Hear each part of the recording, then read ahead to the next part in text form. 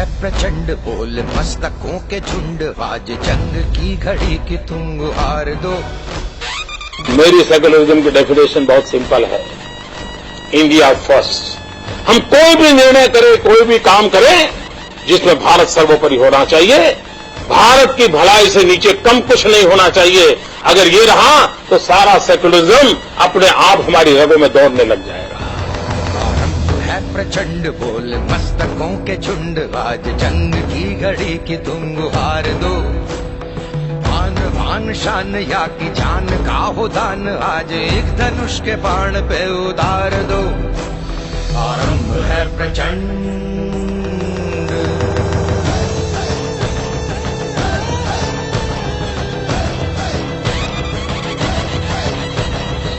I belong to India, the Bharat, where our great traditions are there.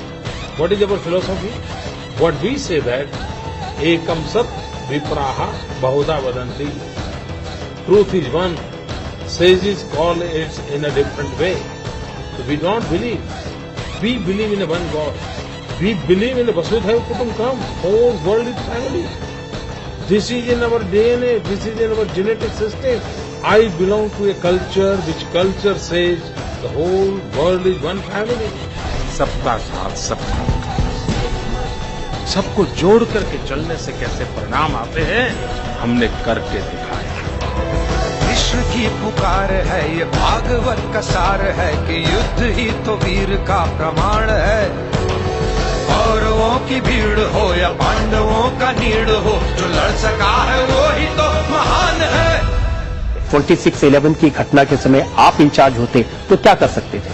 पहली बात है, जो मैंने गुजरात में किया वो करके दिखाता। मुझे देर नहीं लगती। इंटरनेशनल प्रेशर है, उसका भी तो ख्याल रखना पड़ेगा सरकार को। इंटरनेशनल प्रेशर पैदा करने की ताकत आज हिंदुस्तान में 100 करोड़ का देश है। पूरी दुनिया पे प्रेशर हम पैदा कर सकते हैं जी। कोई हम पर कैसे प्रेशर पैदा करे? ये उल्टी गंगा क्यों चली, मैं हैरान हूं जी। पाकिस्तान हमको मार के चला गया, पाकिस्तान ने हम पर हमला बोल दिया मुंबई में, और हमारे मंत्री जी अमेरिका गए और रोने लगे, ओबामा ओबामा ये हमको मार के चला गया, बचाओ बचाओ। ये कोई तरीका होता है क्या? पड़ोसी मार के चला जाओ और अमेरिका जाते हो? अरे पाकिस्तान जाओ ना। क्या तरीका होता? पाकिस्तान जो भाषा में समझे समझाना चाहिए। वही तो मैं आपसे समझने की कोशिश, वही तो मैं कह रहा हूं, पाकिस्तान जो भाषा में समझे वो समझाना चाहिए। जीत की हवस नहीं, किसी पे कोई वश नहीं, क्या जिंदगी है ठोकरों पे मार दो। मौत अंत है नहीं तो मौत से भी क्यों डरे, ये जाके आसमान में दहाड़ दो।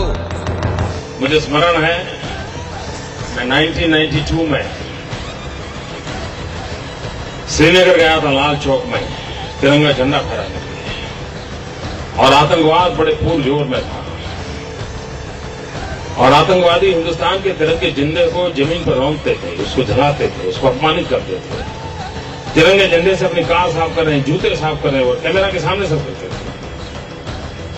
ये दृश्य मेरे दिल में आंख पर। तो हमने एक यात्रा निकाली थी कन्याकुमारी से, तिरंगा झंडा लेकर के चल पड़े थे, और तय किया था कि हम श्रीनगर के लाल चौक में जाकर के तिरंगे का झंडा फहराएंगे।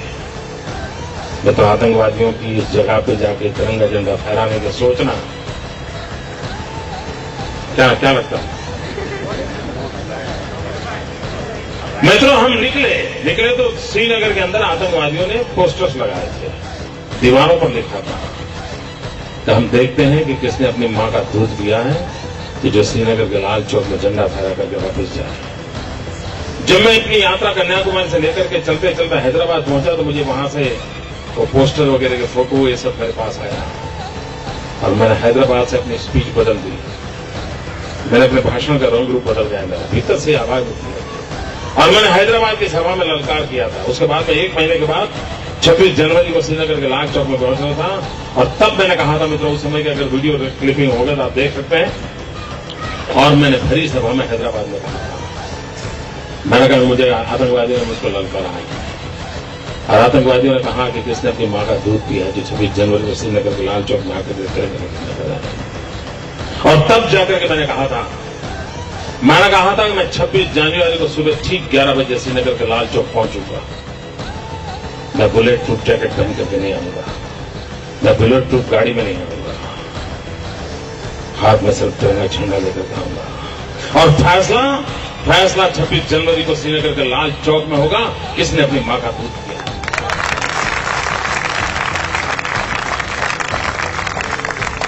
और मित्रों, मैं समय पर गया, तिरंगा झंडा फहराया और आज आपके सामने खड़ा। ये मैं आतंकवादियों से आज नहीं लड़ रहा हूं मित्रों, बड़े लंबे अरसे लड़ रहा हूं। वो दया का भाव या कि शौर्य का चुनाव, या कि हार का वो घाव, तुम ये सोच लो। या कि पूरे भाल पर जला रहे विजय का लाल लाल ये गुलाल, तुम ये सोच लो। रंग केसरी हो या मृदंग केसरी हो, या कि केसरी हो ताल, तुम ये सोच लो। जो તમે જેને બેસાડ્યો છે એ મોત તો સોદાગર છે। તો ભાઈઓ બહેનો, તમારું અપમાન નથી? જો આ ગુજરાતનું અપમાન નથી? જો આ 5.5 કરોડ ગુજરાતીઓનું અપમાન નથી? ભાઈઓ બહેનો, આ ગુજરાતનું અપમાન કરનાર સોનિયાબેનનો બદલો લેવો જોઈએ। जिस कवि की कल्पना में जिंदगी हो प्रेम गीत, उस कवि को आज तुम नकार दो। भीगती मसों में आज फूलती रगों में आज आग की लपट का तुम बघार दो। गुजरात एक छोटा सा राज्य है, हिंदुस्तान की तुलना में हम सिर्फ 5% हैं, एक कोने में है। लेकिन भाइयों बहनों, हमारा कमिटमेंट देखिए। दिल्ली की भारत सरकार का स्किल डेवलपमेंट का बजट 1000 करोड़ है, गुजरात जैसे छोटे राज्य का स्किल डेवलपमेंट का बजट 800 करोड़ रुपए।